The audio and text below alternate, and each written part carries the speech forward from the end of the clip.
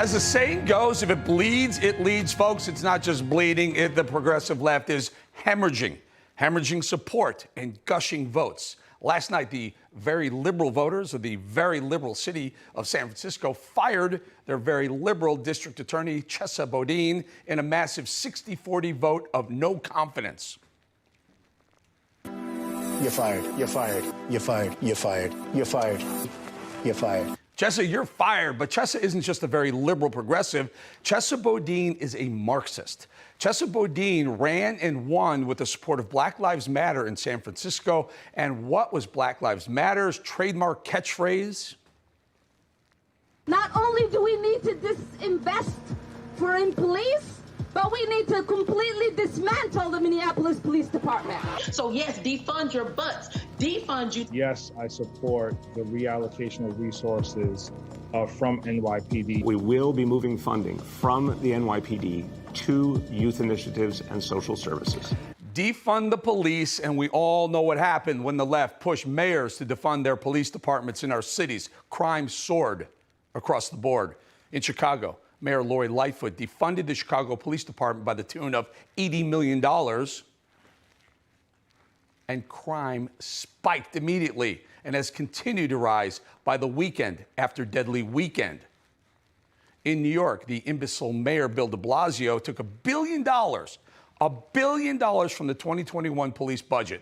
And guess what? It doesn't take a degree in rocket science to know that crime has been on a rampage in New York ever since. And in San Francisco, where Mayor London Breed defunded her cops, crime soared, homelessness went mainstream and Main Street, because San Fran now allows people to urinate and defecate on the streets, and cops can't stop them or arrest them. That's nice. And just look at these videos, smash and grabs and looting in San Francisco. Remember that one? I think that was Neiman Marcus. Watch this. Look at the security stuff dangling. They don't care. Didn't matter. Didn't get them. Or how about this one? Nice. They don't get in trouble for that. It's no shocker that San Francisco's very liberal voters fired San Francisco's very liberal Marxist prosecutor as he pulled for and gained no cash bail, early release for prisoners, and so many more Marxist concepts for the city, and it degraded. San Francisco was once a beautiful city on a hill, literally and figuratively. Now I wouldn't bring my Chihuahua Ari there for a walk on those filthy sidewalks. What a shame and a sham. Speaking of a sham, why the hell would American citizens elect a Marxist as a district attorney? I mean, Chesa Boudin is the spawn of two Marxist felons named Kathy Boudin and David Gilbert, who went to prison for their part in the murders of two cops.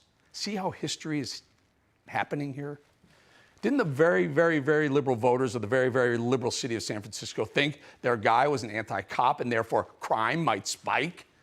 Well, as we pointed out yesterday, when Chesa Boudin's very Marxist parents were in the slammer, Chesa was raised by even more progressive Marxists named Bernardine Dorn and Bill Ayers, two leaders of the self-proclaimed anti-government Marxist cult named the Weather Underground.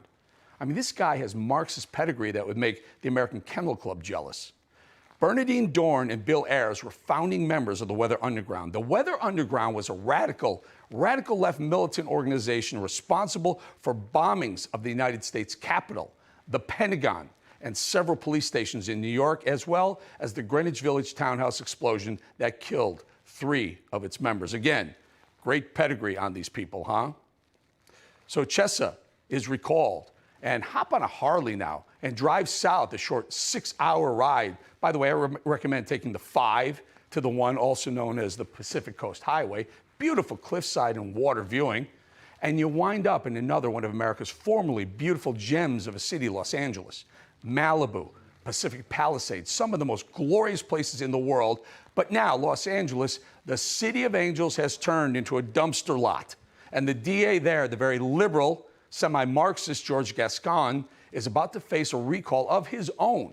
Voters in LA are close to having the number of signatures to recall Gascon. But the real story in LA is that a very liberal congresswoman, was the odds-on favorite to become the newest liberal mayor of Los Angeles. But in a shock vote, that race is headed to a runoff where the former Republican, a real estate billionaire, has pulled off the previously unthinkable. Formerly Republican turned Democrat, by the way, on the very day he announced his intention to run for mayor. That was smart. Rick Caruso is actually leading Karen Bass, and that race is going to a runoff.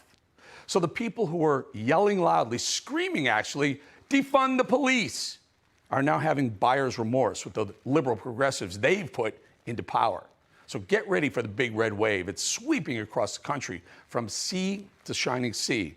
And where is Joe blame everyone else for what I did Biden tonight?